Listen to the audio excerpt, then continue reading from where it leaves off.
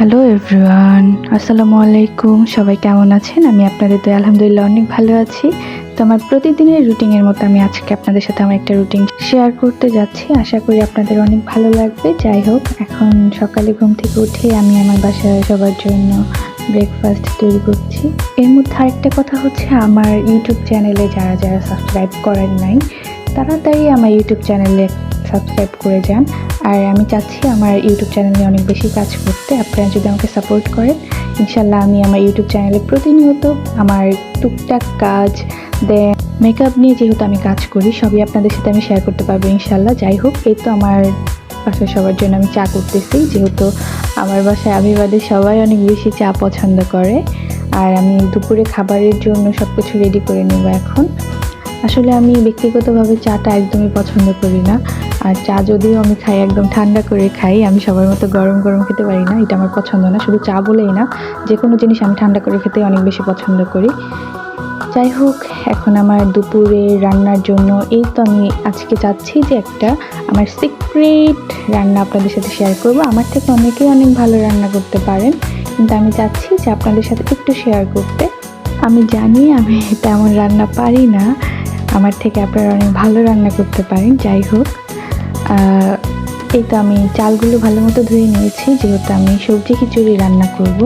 এটা বরাবরই আমি বাসায় রান্না করে থাকি। তো সবজি খিচুড়ির জন্য যা যা দরকার আমি সবই নিয়েছি টুকটাক।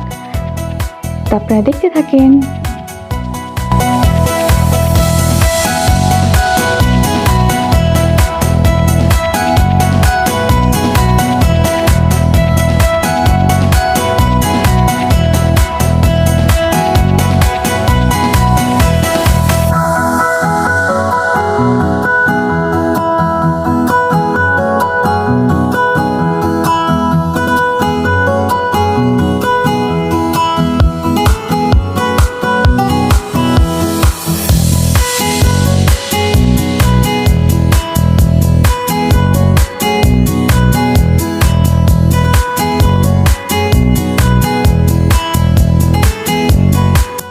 সব কিছুর মধ্যে একটা কথা হচ্ছে, সেটা হচ্ছে এই যে মশলাটা, এটা হচ্ছে হাতে বানানো মশলা। এটা আমার খুবই পছন্দ। আমি সব কিছুর মধ্যেই মশলাটা দিই, কারণ এটা আমার খুবই ভালো লাগে। এটা স্মেল, দেন এটা কোনো খাবারে দিলেও এটা খেতে অনেক ভালো লাগে।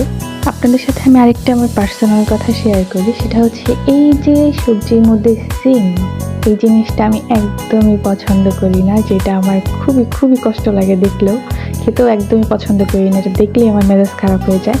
কিন্তু সবজি আমাদের জন্য অনেক ভালো কাজ করে শরীরে, বাট আমি এটা পছন্দ করি না, যে কারণে আমার অনেক বকা শুনতে হয়। কিন্তু কিছু করার নেই।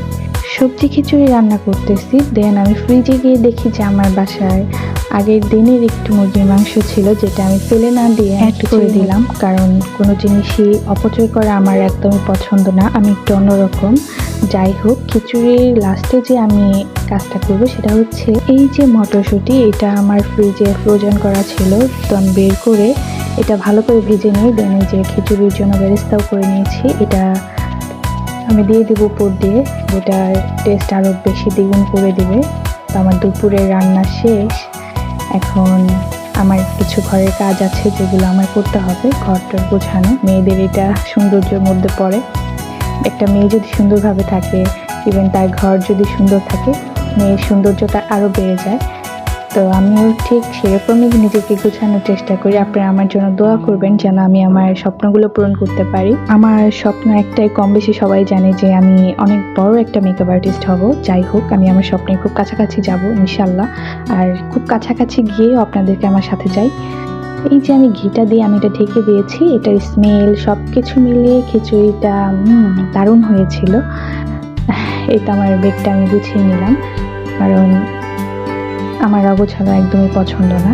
আমি পুরো রুমটা ভালো করে ঝাড়ু দিয়ে দেন পুরো রুমটা আমি আমার মনের মতো করে গোছাইতে সবসময় পছন্দ করি। আর এই তো আমার মাদার ইনলোর বেডরুম, যেটা আমি গুছিয়ে নিই।